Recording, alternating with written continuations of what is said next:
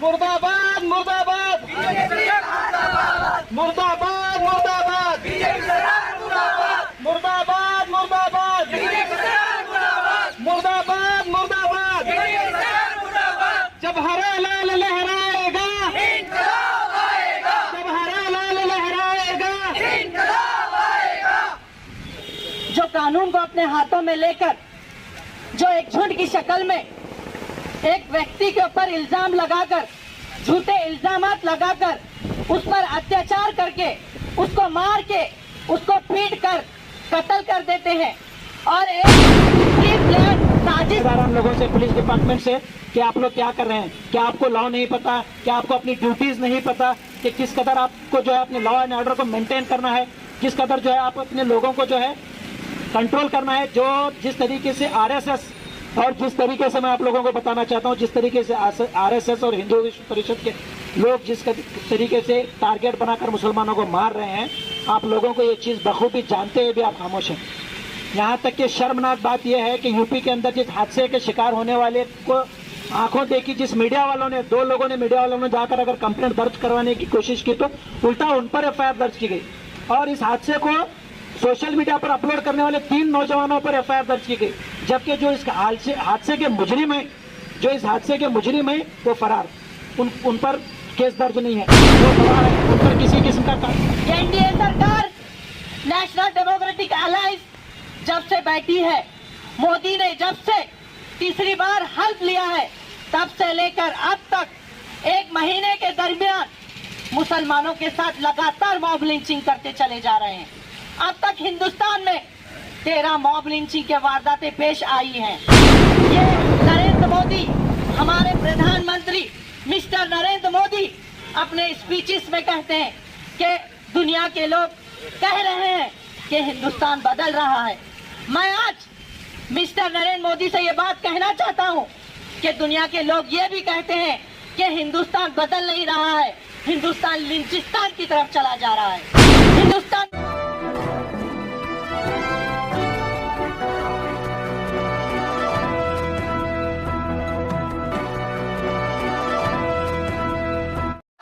मुर्दाबाद मुर्दाबाद मुर्दाबाद मुर्दाबाद मुर्दाबाद मुर्दाबाद मुर्दाबाद मुर्दाबाद जब हरा लाल लहराएगा, जब हरा लाल लहराएगा। जो कानून को अपने हाथों में लेकर जो एक झुंड की शक्ल में एक व्यक्ति के ऊपर इल्जाम लगाकर, झूठे इल्जामात लगाकर उस पर अत्याचार करके, उसको मार के, उसको पीट कर कत्ल कर देते हैं और एक प्री प्लान साजिश के तहत एक मजहब की बुनियाद पर, एक टोपी रखने की वजह से, एक झुब्बा पहनने की वजह से, एक मुसलमान होने की वजह से, एक दलित होने की वजह से उनका कत्ल कर दिया जाता है। उसे ही मॉब लिंचिंग कहा जाता है। एनडीए सरकार, नेशनल डेमोक्रेटिक अलायंस जब से बैठी है, मोदी ने जब से तीसरी बार हल्फ लिया है, तब से लेकर अब तक 1 महीने के दरमियान मुसलमानों के साथ लगातार मॉब लिंचिंग करते चले जा रहे हैं। अब तक हिंदुस्तान में 13 मॉब लिंचिंग के वारदातें पेश आई हैं।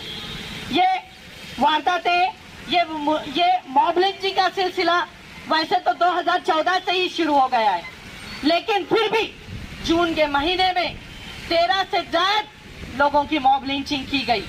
नरेंद्र मोदी, हमारे प्रधानमंत्री मिस्टर नरेंद्र मोदी अपने स्पीचेस में कहते हैं कि दुनिया के लोग कह रहे हैं कि हिंदुस्तान बदल रहा है।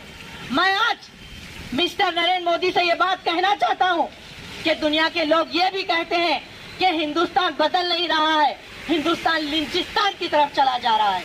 हिंदुस्तान में मॉब लिंचिंग के वाकयात इतने हो रहे हैं कि हिंदुस्तान को अब लिंचिस्तान कहने पर लोग मजबूर हो रहे हैं।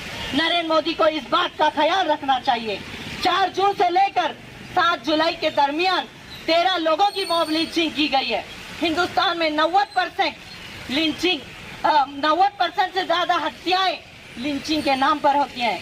उसमें से 99% लिंचिंग मुसलमान शिकार हैं। मुसलमान के बाद दलितों की लिंचिंग होती है, फिर ईसाइयों की लिंचिंग होती है, फिर सिखों की लिंचिंग होती है। एक क्रिश्चियन की औरत बिंदु नामी एक लड़की, उसके साथ मॉब लिंचिंग की गई, उसको मारा पीटा गया और उसका कत्ल किया गया। वो एक क्रिश्चियन मजहब से ताल्लुक रखती थी। उसका जुर्म यही था कि उसके खानदान वालों ने क्रिश्चियनिटी को अपनाया था। हमारे एक सिख भाई को हरियाणा में मॉब लिंचिंग की गई, उसे खालिस्तानी कहते हुए उसको मारा गया। वो सिख था। और एक 4 दलितों का भी इससे पहले मॉब लिंचिंग की गई। फिर मुसलमानों की वारदातें 7 जून को हमारे सद्दाम कुरैशी, चांद मियां खान, गुड्डू खान की मॉब लिंचिंग की गई, क्योंकि वो अपने गाड़ी में गाय को लेकर जा रहे थे, वो अपने मवेशियों को लेकर जा रहे थे। उनके साथ टेरर अटैक किया गया, उनके साथ मॉब लिंचिंग की गई। फिर 18 जून को औरंगजेब इलियास फरीद नामी शख्स को चोरी के इल्जाम में फंसाकर उसके साथ मॉब लिंचिंग की गई, मारा पीटा गया और उसे कत्ल किया गया। फिर 22 जून को सलमान वहारा नामी शख्स मुसलमान था, सलमान वहारा को मैच देखने के लिए वो चला गया था, उसको पार्किंग में लाकर मॉब लिंचिंग की गई। हिंदुत्व ऑर्गेनाइजेशन ने उसका देकर खड़े हुए हैं। मैं इसके लिए आपका शुक्रगुजार हूँ। वैसे मैं आप लोगों को बताना चाहता हूँ कि आज एसडीपीआई का ये जमा होना या फिर अवाम से गुजारिश करना या फिर यहाँ पर जमा करना, इसका मकसद कोई सियासत करना नहीं है। मैं आपसे साफ अल्फाज में कहना चाहता हूँ, इसका मकसद, आज हमारा जमा होने का मकसद सियासत करना नहीं है, बल्कि मुल्क भर में जो चल रहे दहशतगर्दाना हमले, जो चल रही तशद्दुद, जो चल रही है कम्युनिटी को टारगेट करके और उनके लोगों को मारना या फिर जानलेवा हमले करना या फिर खत्म करना, जिस कदर मुल्क में 2024 के इलेक्शन के बावजूद भी, बीजेपी गवर्नमेंट के बैठने के बावजूद, बीजेपी गवर्नमेंट के आने के बाद और अपोजिशन स्ट्रांग रहने के बावजूद भी जिस कदर मुसलमानों पर और दलितों पर हमले किए जा रहे हैं, ये नाकाबिले बर्दाश्त है। याद रखिए, मैं आपसे साफ अल्फाज में कहना चाहता हूं कि इस महीने 4 जून से लेकर अब तक की तारीख में अगर उठाकर देखेंगे तो 15 से ज्यादा आपको मॉब लिंचिंग वाले हमले मिलेंगे। ये एक मॉब लिंचिंग नहीं है, बल्कि एक सोची समझी साजिश, ये एक दहशतगर्दाना हमले हैं। एक तशद्दुद भरा माहौल को पैदा करना और दहशतगर्दाना हमला करना, ये सोची समझी साजिश है। कभी गाय के नाम पर, तो कभी बकरी के नाम पर, कभी चोरी के नाम पर, कभी आप देख सकते हैं झारखंड में एक पेशमाम को मारा गया। एक पेशमाम को बहाना ये कहीं से ये बताया जा रहा है कि उसने एक जाते हुए औरत पर धक्का मारा बोलकर, और कोई ये बता रहा है कि एक चोरी के केस में ये इन्वॉल्व है बोलकर, जबकि अगर इंक्वायरी की गई तो वहां पर कहीं से भी मौलवी का उसमें इन्वॉल्वमेंट नहीं था। ऐसे गलत तरीके से बहानेबाजी करके जिस कदर हमले किए जा रहे हैं कम्युनिटी को टारगेट करके, तो हुकूमत क्या कर रही है और कानून क्या कर रहा है, मैं पूछना चाहता हूं कानून के जिम्मेदारान लोगों से, पुलिस डिपार्टमेंट से, कि आप लोग क्या कर रहे हैं? क्या आपको लॉ नहीं पता? क्या आपको अपनी ड्यूटीज नहीं पता कि किस कदर आपको जो है अपने लॉ एंड ऑर्डर को मेंटेन करना है, किस कदर जो है आप अपने लोगों को जो है कंट्रोल करना है। जो जिस तरीके से आरएसएस और जिस तरीके से मैं आप लोगों को बताना चाहता हूं, जिस तरीके से आरएसएस और हिंदू विश्व परिषद के लोग जिस तरीके से टारगेट बनाकर मुसलमानों को मार रहे हैं, आप लोगों को ये चीज बखूबी जानते हुए भी आप खामोश हैं। यहाँ तक कि शर्मनाक बात यह है कि यूपी के अंदर जिस हादसे के शिकार होने वाले को आंखों देखी, जिस मीडिया वालों ने, 2 लोगों ने मीडिया वालों ने जाकर अगर कंप्लेंट दर्ज करवाने की कोशिश की, तो उल्टा उन पर एफआईआर दर्ज की गई, और इस हादसे को सोशल मीडिया पर अपलोड करने वाले 3 नौजवानों पर एफआईआर दर्ज की गई, जबकि जो इस हादसे के मुजरिम हैं, वो फरार, उन पर केस दर्ज नहीं है, वो फरार हैं, उन पर किसी किस्म का कानूनी शिकंजा नहीं कसा जा रहा, बल्कि शिकायत करने वालों पर। यानी कि आप एक दहशत लोगों के दिलों में इस बात की बिठाना चाहते हैं कि अगर आप जुल्म के खिलाफ आवाज उठाएंगे, अगर आप जुल्म के खिलाफ अगर केसेस दर्ज करने आएंगे तो हम आप पर एफआईआर करेंगे। आप ये माहौल को पैदा करना चाहते हैं। ये सरासर अनकॉन्स्टिट्यूशनल काम डिपार्टमेंट वालों की जानिब से किया जा रहा है। मैं साफ अल्फाज में और जिम्मेदारी के साथ बताना चाहता हूं कि डिपार्टमेंट अपने कामों में फेल है। डिपार्टमेंट खाकी वर्दी और ये व्हाइट कॉलर के लोगों के तहत काम करना छोड़ दे, अपनी जिम्मेदारियों को समझे। अपनी जिम्मेदारी को समझना, अगर इस देश के माहौल को बरकरार रखना है तो अपनी जिम्मेदारी को समझना जरूरी है, क्योंकि आप लोग जानते हैं अगर मुसलमान इस देश में इस चीज को बर्दाश्त कर रहा है तो वो कॉन्स्टिट्यूशन की इज्जत को रखकर बर्दाश्त कर रहा है। अगर मुसलमान इस देश में इस जुल्म को बर्दाश्त कर रहा है तो कॉन्स्टिट्यूशन के दायरे के तहत दायरे को क्रॉस नहीं करके आगे बढ़ना इसलिए बर्दाश्त कर रहा है।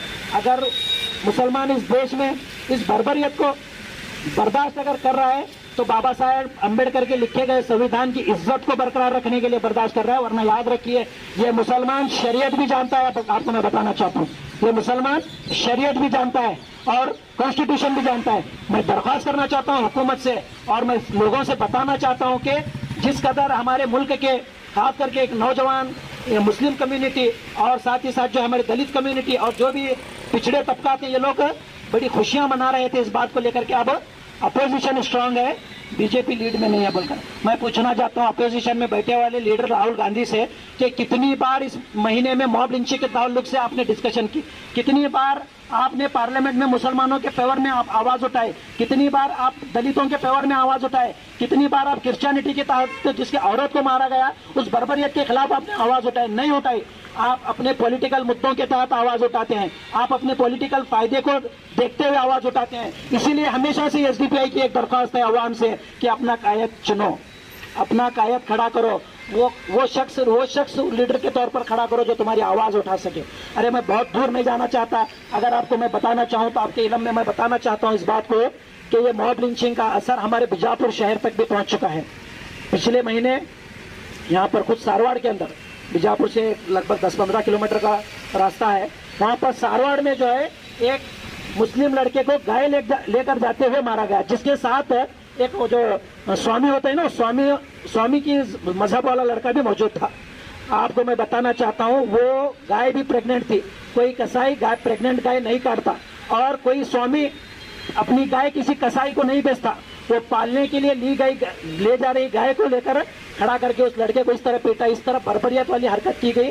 इमीडिएट वहां पर मौजूदा लोगों ने एक हिम्मत कर उस बच्चे को बचा लिया, वरना वो जान से हाथ धो बैठता था और लगभग यहीं बीजापुर के अस्पताल में उसने 1 महीना तक अस्पताल में काटा। और मैं पूछना चाहता हूँ कुछ ऐसे लीडरान से जो आकर ऐसे मौके पर अपना जो है कॉम्प्रोमाइज नाम का शब्द लेकर आप लोग इन बच्चों के सामने आते हैं। क्या आप इन बच्चों की जवानी वापस लौटाएंगे? क्या आप उन माँ बाप को उनका बेटा लौटा सकेंगे? क्या आप इस देश के, इस मुल्क के, इस नौजवान को वापस लौटा सकेंगे? नहीं, आप ये कॉम्प्रोमाइज करवाना बंद कीजिए। आप इस बच्चे को कानूनी एक्शन तक नहीं लिया गया, नाम पर एफआईआर दर्ज हुई मगर किसी किस्म का जो है अरेस्टिंग नहीं हुई। और पुलिस डिपार्टमेंट में पीएसआई की बात करना चाहता हूँ, उस बच्चों को अरेस्ट करके 2 घंटे में, जबकि एफआईआर हो चुकी है, FIR non bailable warrant issue हुआ, नॉन बेलेबल केसेस उस पर दर्ज है, इसके बावजूद भी उन बच्चों को लेकर बिठाकर 2 घंटे में